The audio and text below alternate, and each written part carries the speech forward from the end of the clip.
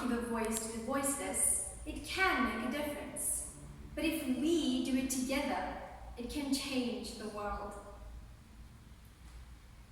The tape of terror, shame, horror, fear of stigmatization and discrimination is slapped across my mouth to silence me and swallow my cries, leaving me with the deafening silence of my unheard screams. My hands and legs are shackled to the chains of injustice and oppression, whilst those present turn a blind eye, as if there is nothing macabre about what they have just heard curdle the bloodstream. I struggle ferociously against all that has captured me, but no amount of determination on my part can do anything to alter the harsh actions and beliefs of those who have no wish to change their perspectives and ways. So I brace myself as I think of all the women and girls who were abused today, wondering what they did wrong as each one kneels down and for forgiveness prays. She was born into a civilization, a society advanced in so many ways, yet so primitive in its biased ideologies and philosophies. She does not have a name.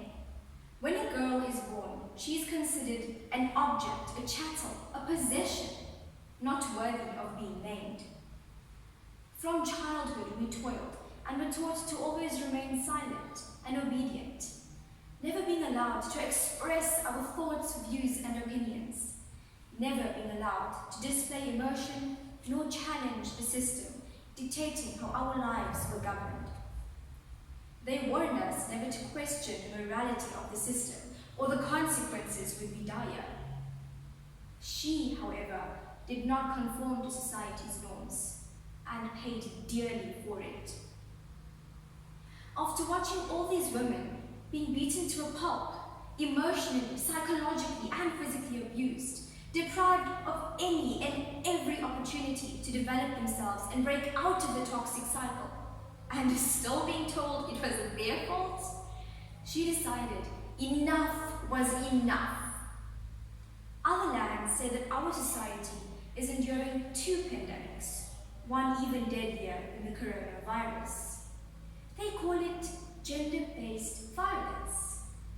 Quite a fancy term, but what are words without immediate, rigorous action? She could not, would not stay silent any longer. She began to speak up, speak out. She began to expose the traumatic tyranny we experienced and let the world know the truth.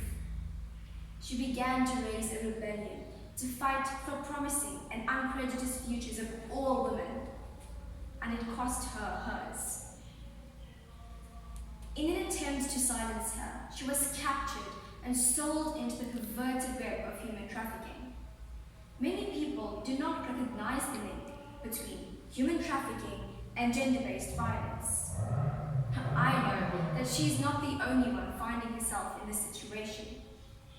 Many girls before her who attempted to raise an uprising were sold into unspeakable trades, suffering, and servitude to enforce their silence. They were never seen nor heard from ever again.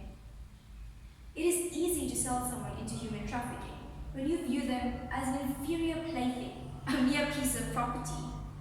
So it was the case with her.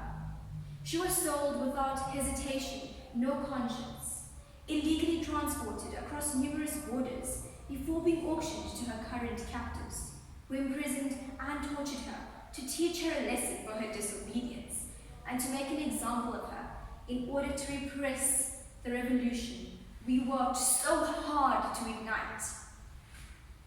I can only hope that her story will serve as inspiration and encouragement for all those that are oppressed, and for people to change their outlook.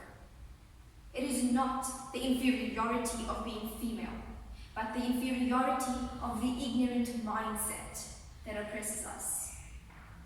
So, no, she may not have a name, but yes, she has always had a worthy cause.